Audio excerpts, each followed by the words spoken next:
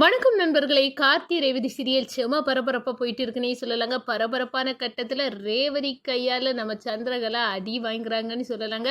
ஒரு கட்டத்தில் நம்ம சந்திரா ரேவதி மேலே உள்ள கடுப்பில் ரேவதிக்கு கல்யாண ஃபோட்டோவை எடுத்து தீயில போட்டு எரிக்கிறாங்க. இதை பார்த்த நம்ம ரேவதி குதித்தெழுறாங்க. என்ன சித்தி இந்த வேலை பண்ணிட்டாங்களே, என்னோட கல்யாண ஃபோட்டோவை வேணும்னு தான் தீயில போட்டிருக்காங்க, இவங்களுக்கு சரியான நெத்தி அடி கொடுக்கணும் அப்படின்னு நம்ம ரேவதி கொதித்து எழுந்து நம்ம சந்திராவின் முகத்தில் பொத்துனி ஒன்று போட்டுறாங்க. அதில் கப்பு ஆவி நம்ம சந்திரா அப்படியே கன்னத்தில் கையை வச்சுட்டு இருக்காங்க. என்ன தூக்கி வளர்த்த உன் சித்தியை நீ அறைவியா அப்படின்னு கேட்குறேன்னா, கண்ணு தெரியலையம்மா, இது என்னோட கல்யாண ஃபோட்டோ, நான் ராஜா மேலே உயிரே வச்சுருக்கேன், அப்படி இருக்க நேரம் இந்த சித்தியால் எப்படி அதை தீக்குள்ளே போட முடிஞ்சுது, இது வேணும்னு தான் போட்டிருக்காங்க, அதுக்காக தான் இப்படி எங்கள் லைஃப்பை யார் இடைஞ்சலுக்கு வந்தாலும் அவங்கள நான் இப்படி தான் பண்ணுவேன் அப்படின்னு அந்த இடத்துல வெளுத்தெடுக்கிறாங்க. அதை பற்றி தான் இந்த வீடியோக்குள்ளே பார்க்க போகிறோம்.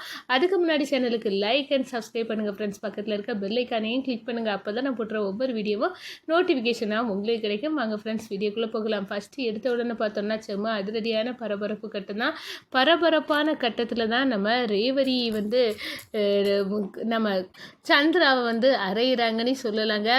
ஏன்னா நம்ம கார்த்தி கையுங்களவுமா சந்திராவை சிக்க வைக்கிறதுக்கானங்க ரேவதியோட ஃப்ரெண்ட்ஸுக்கு கால் பண்ணி வீட்டுக்குள்ளே அந்த பையை உங்ககிட்ட தந்து வைக்க சொன்னது யார் அப்படின்னு கேட்க நேரம், உங்கள் வீட்டில் இருக்காங்களா சந்திரகலா மேடம், அவங்க சொல்லி தான் அந்த பையை தந்தோம் அப்படின்னு சொல்ல நேரம், அந்த பைக்குள்ளே தான் பணம் இருந்தத அப்போ புரிஞ்சுக்கிட்டிங்களா, யார் சிவனாண்டி மூலமாக அந்த பணத்தை நம்ம வீட்டுக்குள்ளே வச்சது அப்படின்னு கேட்க நேரம், கையங்கலமாக இந்த டிரைவர் பையன் அக்கா கிட்ட கோர்த்து விட்டுறானே, இதுலேருந்து தப்பதுக்கு என்ன வழி அப்படின்னு யோசிச்சுக்கிட்டு நம்ம சந்திரா சொல்கிறாங்க, அது ஒரு ஸ்வீட் பாக்ஸு அப்படின்னு தான் நினச்சி நான் வாங்கினேன், ஆனால் அதுக்குள்ளே இந்த சிவனாண்டியோட ஆட்கள் பணத்தை வைப்பாங்கன்னு எனக்கு தெரியலக்கா, என் மேலே எந்த தப்பும் இல்லை அப்படின்னு அந்த இடத்துல சொல்லி சாதிச்சு நம்ம சாமுண்டேஸ்வரியை ஏமாற்றி நம்ப வச்சுட்டாங்கன்னு சொல்லலாங்க. அதே கணம் பார்த்தோன்னா நம்ம சந்திரா பயங்கர கடுப்பில் இருக்காங்க. எப்படியாவது இந்த ரேவதியை நம்ம இந்த டிரைவர் பையல்கிட்ட பிரிக்கணும், இவ என்னெல்லாமோ சொல்லி என் கணவருக்கு என் அக்காக்காரிக்கிட்ட இவ டேமேஜ் பண்ணிகிட்டே இருக்கா, அதுவும் இல்லாமல் இவன் புருஷன்காரனால தான் என் கணவருக்கு கிடைக்கக்கூடிய முதல் மரியாதை பறிபோச்சு, இதெல்லாம் பார்த்துக்கிட்டு என்னால் இருக்க முடியலை அப்படின்னு அந்த இடத்துல நம்ம சந்திரா பயங்கர திட்டத்தை போட்டு எப்படியாவது ஏதாவது பண்ணணும் எடக்கு மடக்கா, அதுவும் இல்லாமல் புருஷன் கூட சேர்ந்து வாழ்ந்தால் தானே புருஷனுக்கு அருமை தெரியும், உனக்கு எங்கடி தெரிவு அப்படின்னு என்னை பார்த்து நான் தூக்கி வளர்த்த கழுத கேட்டுட்டால அது எனக்கு எப்படி இருக்குது அப்படின்னு அந்த இடத்த சந்திரா நினச்சிக்கிட்டு வீட்டில் உள்ள வேஸ்ட் பொருளெல்லாம் தூக்கி போட்டு எரிக்கிறேன் அப்படின்னு ஒன்று காட்டிக்கிட்டு அந்த நம்ம ரேவதி கார்த்தியோட கல்யாண ஃபோட்டோவையும் எடுத்து எரிக்கிறாங்க. ஒரு கட்டத்தில் நம்ம ரேவதி பார்க்குறாங்க, என்ன எங்களோட ஃபோட்டோ இப்படி கொழுந்து விட்டு எரியுது, யார் இதை தீயில போட்டா அப்படின்னு பார்க்க நேரம் நம்ம சந்திரா தான் போட்டாங்க, சித்தி இப்படி வேலையை பண்ணிட்டாங்களே, சித்தியை விடக்கூடாது அப்படின்னு அவங்க கையால் அடித்து வெளுத்து நம்ம சந்திராவை ஆட்டங்கன்னா வைக்கிறாங்க. ரேவதி நான் தூக்கி வளர்த்த கழுதை இப்போ சித்தின்னு இப்போ கூட பார்க்காம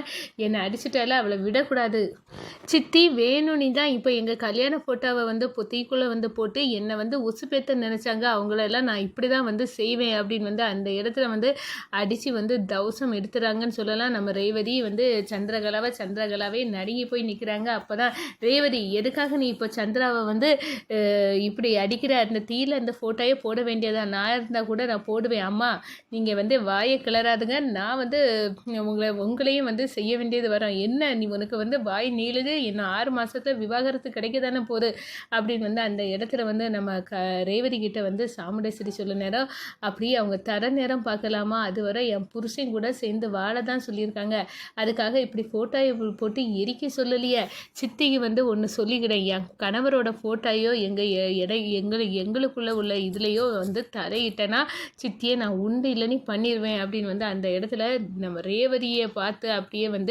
நடுங்கி போய் நிற்கிறாங்க சந்திரகலா. ஒரு கட்டத்தில் பார்த்தோன்னா புருஷன் கூட வாழ தெரியாதவா அப்படின்னு என்ன சொன்ன அந்த சந்திராவை நான் உண்டு இல்லைன்னு பண்ணணும் அப்படின்னு யோசிச்சுட்டு இருக்க நேரம் தான் நம்ம காளியம்மா கிட்ட இருந்து சந்திராவுக்கு கால் வருது, இந்த பாரு மருமகளை, நீ என் வீட்டில் பொங்கல் போடுறதுக்கு நீ வரணும் அப்படின்னு சொல்ல நேரம், என்ன பொங்கல் போடுறதுக்கா, நான் ஏதோ வந்துடுறேன் அத்தை அப்படின்னு அந்த இடத்துல காளியம்மா கிட்ட வீட்டில் போய் பொங்கல் போடுறதுக்கு நம்ம சந்திரகலா தயாராகிறாங்க. இருக்காங்க. இதை வந்து அறிஞ்சுக்கிட்டாங்க நம்ம மயில்.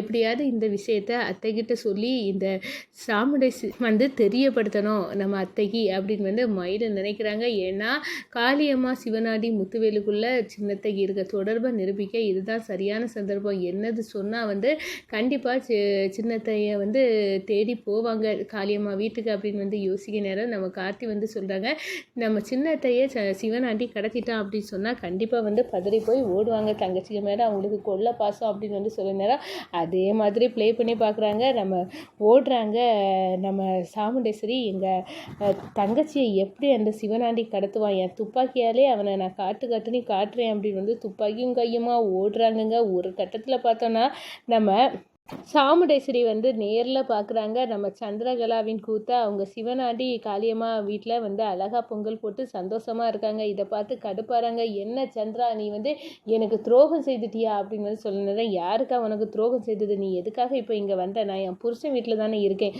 உனக்கு இப்போ இங்கே வந்தது என்ன வந்து போச்சு, நீ வந்து போ அப்படின்னு வந்து அந்த இடத்துல விரட்ட ஆரம்பிச்சிட்டாங்க.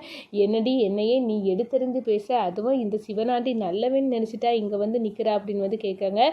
என்னோட புருஷன் நல்லவேனே, எனக்கு நீ சர்டிஃபிகேட் கொடுக்க வேண்டிய தேவையில்லை, என் புருஷனு கூட தான் நான் இருக்க போகிறேன். உன் பொண்ணு என்ன சொன்னா, புருஷனு கூட வாழ வக்கு இல்லைன்னு, நான் வந்து என் புருஷனு கூட யார் வாழாமல் இருக்கா, நான் அவர் கூட தான் இருக்கேன். சொல்லப்போனால் இவ்வளோ நாளாக நான் ஒளிஞ்சி மறைஞ்சி ஒரு வாழ்க்கையை வாழ்ந்துட்டு இருந்தேன், இப்போது நேரடியாக வாழ போகிறேன் அப்படின்னு வந்து அந்த இடத்த சொல்ல நேரம் நம்ம சந்திராவை வந்து துப்பாக்கி முனையிலே மிரட்டுறாங்க. இப்போ வரப்போறியா இல்லையா, என் துப்பாக்கிக்கு உன்னை இரையாக்கிடுவேன் சந்திரா அப்படின்னு வந்து நம்ம சாமுண்டேஸ்வரி வசனம் பேச நேரம் தான், அது எல்லாம் முடியாதுக்கா, அந்த பூச்சாண்டி தனையெல்லாம் உன் பிள்ளைங்களோட நிப்பாட்டிடு, என்னை வந்து நீ இதில் அடிப்பணிய வைக்கிற, அப்படி இங்கேருந்து போயிரு, இல்லாட்டா நான் ஒன்று அடித்து விரட்ட வேண்டியது இருக்கும் அப்படின்னு வந்து நம்ம சாமுண்டேஸ்வரியை சந்திரா அடித்து விரட்ட துணிஞ்சிட்டாங்கன்னு சொல்லலாம்.